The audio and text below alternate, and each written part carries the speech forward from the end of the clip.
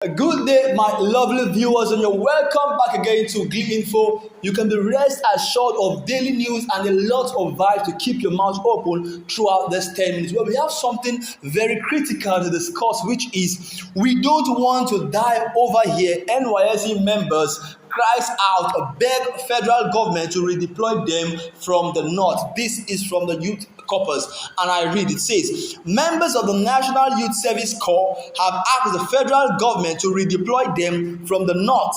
Their reasons being they are not ready to die. One of the deployed corps members revealed to Sahara reporters that their reasons for asking for redeployment is because the north isn't secured at the moment due to the high rate of kidnapping, banditry, and terrorism going on in the north. Most of the corps members complained bitterly that the federal government isn't providing the necessary things they need, including security, to protect them in case a Boko Haram terrorist decides to launch an attack on their camp. But it seems the federal government is turning a deaf ears to their plea. Some of the corps members who are medical students said that they can't work in the north because they have been exploited and the federal government isn't doing the necessary thing they should do, which is employing medical doctors and nurses. But they decided to use a medical student and still not provide their basic needs in the camp. This is heartbreaking. The corps members that are supposed to be the leaders of tomorrow are crying that they should redeploy them out of the north. We all know how insecure the northern part of Nigeria is. Banditry, kidnapping, insurgency, and so many other crimes are raging a war on the north. And corps members, no one will want to go and serve in the north as it stands now. I know all part of Nigeria is not safe, but the northern part of Nigeria is so not safe for anybody to live there. Those living there have said that they can't sleep with their two eyes closed. And the medical students are saying the government handling the north, or the northern governors, have refused to employ adequate doctors and nurses. Instead, they are retaining, they are keeping students to keep on working and treating those that are supposed to be treated by capable doctors. This is not so, and the corps members are begging to be redeployed out of the north. Please, the federal government should look into this. The DG of NYSC should please look into this and make sure that corps members are protected, because these people left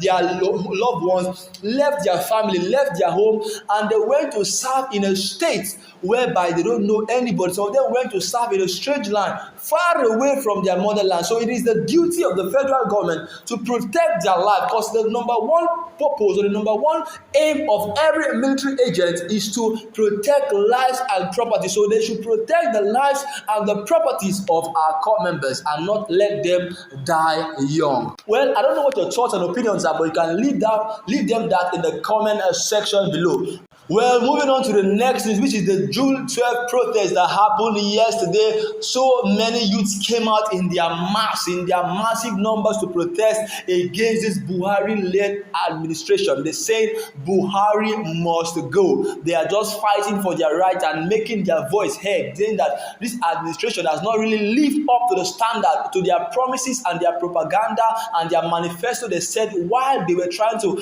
attain office, they were saying they will do so many things. In the less than 6 months, there will be electricity in Nigeria. In less than 6 months, they will provide so many employment for the youth. But this is their 6th year in office and nothing has been done. So Democracy Day, which was yesterday, that was supposed to be celebrated as a day of democracy in Nigeria.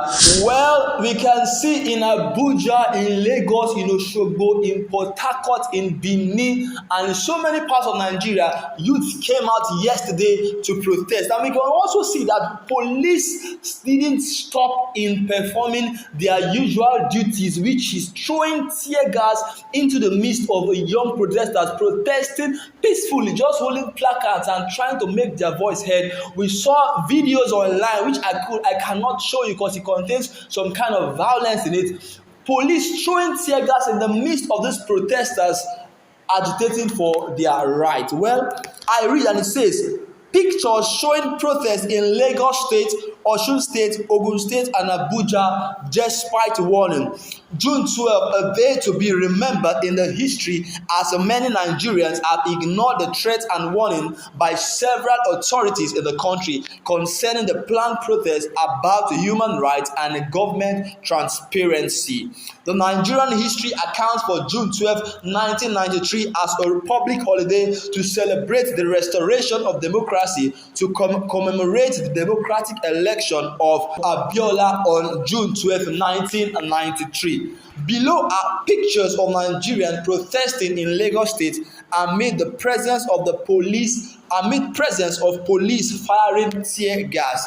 But Nigerians have taken the windows of opportunity to express their dissatisfaction, disapproval, and condemnation of the current situation in Nigeria. Well, I'll be bringing some pictures. Nigerians takes to the streets across the country in large numbers, protesting about freedom of speech, freedom from oppression, and fundamental human rights, which is the core value of everything or every democratic country. Well, those are the pictures of Nigerians on the streets protesting in several parts of Nigeria, several states in the country. They came out with 14-point agenda. Insecurity is part of them. They said Buhari must sit up, or if the government can't sit up, the most honorable thing for them to do is for them to resign and go and let another administration come into power and take Nigeria from where it is to where we need to be. 1963 to 2021 is a very long time. So many years have gone by and nothing has really changed in the country. Take a look at the value of our naira. It's depreciating every single day. Can you compare the naira to the dollars? Can you even compare the naira to Ghanaian currency, to the cedis? You can't compare it. Can you take a look at our electricity? The tariff keeps on increasing every single day. Take a look at our water. We can't even boast of good pipe-borne water in villages, even in cities. Take a look at every part of Nigeria. Look at our roads. If you travel from state to interstate traveling, you will discover that our roads are very bad. Our roads have turned to death traps. Many have died because of the bad roads. So nothing is actually working in Nigeria. So this is heartbreaking. So I think the government needs to sit up. And they just have only 2 years in office, so I don't know what they can do. But if something can be done, let them sit up and do something, so at least Nigerians will remember this administration as an administration that did something to take Nigeria from where it was to the promised land.